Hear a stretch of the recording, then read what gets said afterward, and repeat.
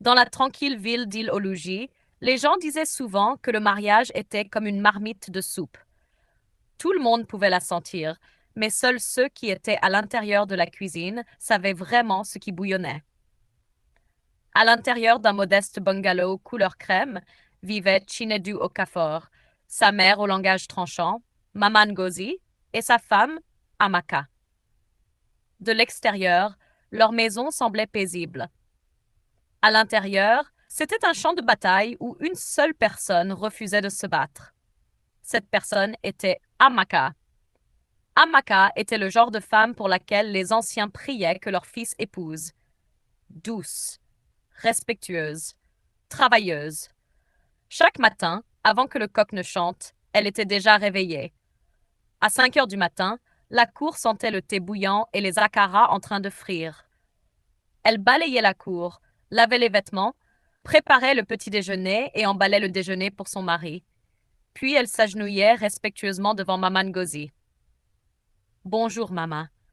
Maman Ngozi la regardait comme quelqu'un qui observe une mouche irritante. C'était tout. Pas de salutation, pas de chaleur, juste un Mais Amaka souriait toujours. Après un an de mariage, Amaka est tombée enceinte. Elle était si heureuse qu'elle pleura en voyant le test. Quand elle annonça la nouvelle à Chinedu ce soir-là, elle se précipita dans ses bras.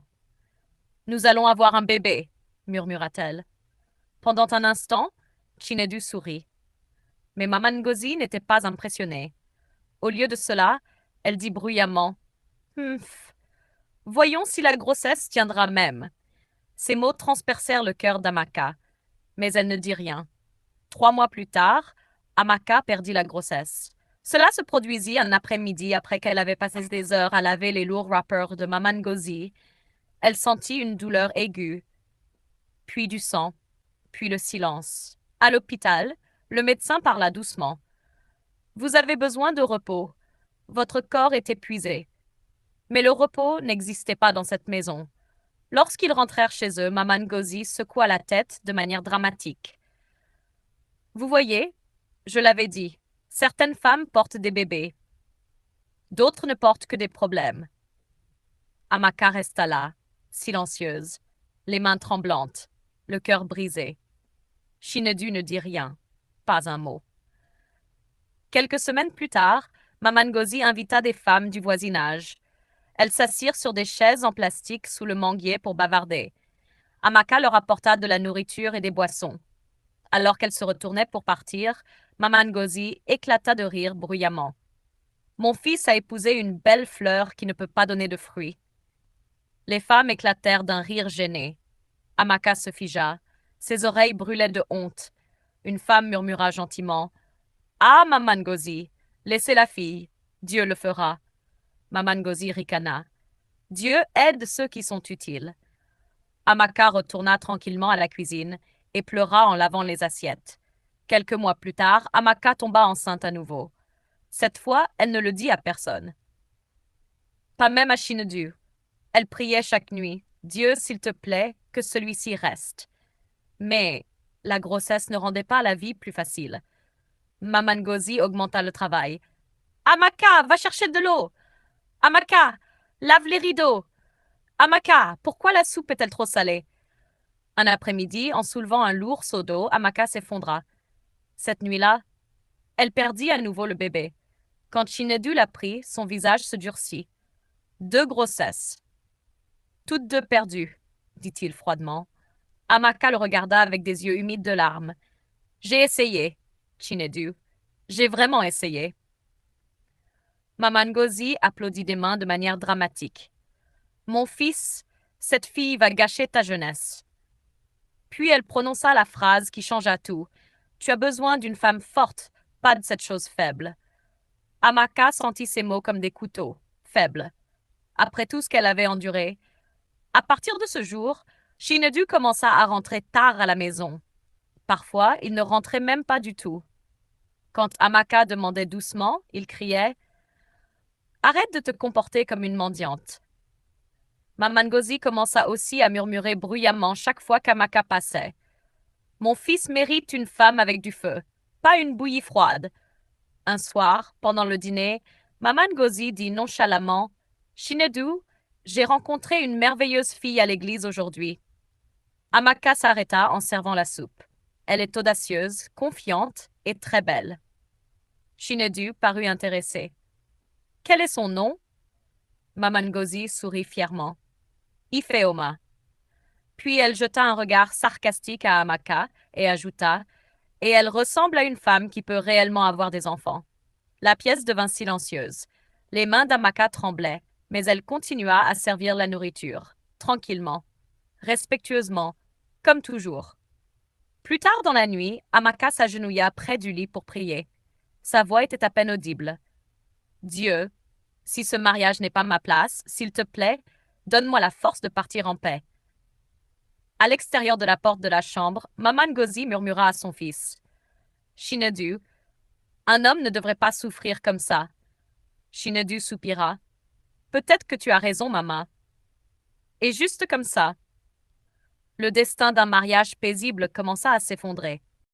Peu de temps après que Maman Ngozi ait mentionné le nom d'Ifeoma, l'atmosphère dans la maison commença à changer. Chinedu redevint soudainement joyeux. Il passait plus de temps dehors. Il souriait à son téléphone. Parfois, il riait même doucement en lisant des messages. Amaka remarquait tout, mais elle ne disait rien. Un soir, Maman Ngozi appela depuis le salon. Amaka, viens ici. Amaka essuya ses mains mouillées sur son wrapper et entra. Maman Ngozi était assise fièrement à côté d'une jeune femme vêtue d'une robe rouge moulante. Le maquillage de la femme était impeccable. Ses ongles étaient longs et brillants. Son parfum remplissait toute la pièce. Maman Ngozi sourit largement. Amaka, salue ta sœur. Amaka cligna lentement des yeux. Sœur? La femme tendit la main paresseusement.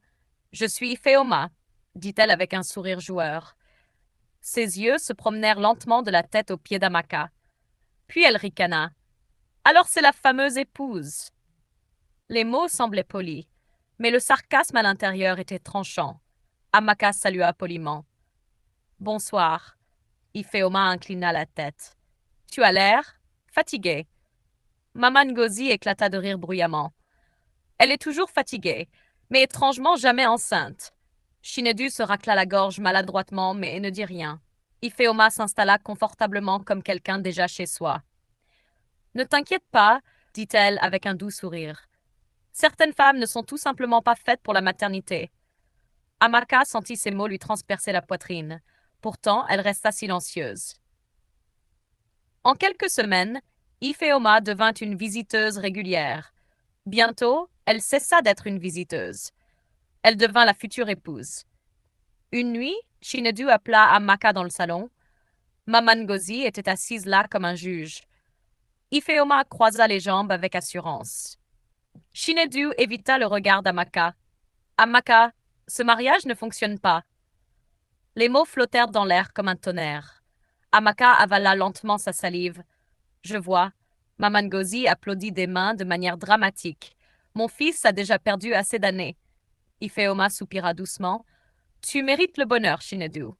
Elle pressa son bras avec affection. Amaka resta silencieuse. Pas de cris, pas de dispute, juste une douleur silencieuse. Très bien, dit-elle doucement. Maman Ngozi sembla surprise. C'est tout ce que tu as à dire. Amaka hocha la tête. Oui, maman. 2 semaines plus tard, Amaka quitta la maison avec seulement 2 valises. Personne ne l'arrêta. Personne ne s'excusa. Maman Ngozi ne dit qu'une seule chose en la regardant partir. La prochaine fois, prie pour la fertilité avant le mariage. Amaka ne dit rien.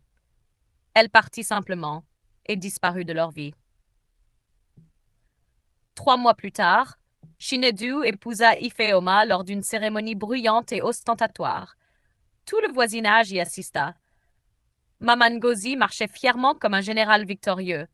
C'est une vraie femme, annonçait-elle sans cesse. Ifeoma portait une robe scintillante et des bijoux coûteux. Elle souriait largement à tout le monde, mais ses yeux étaient calculateurs.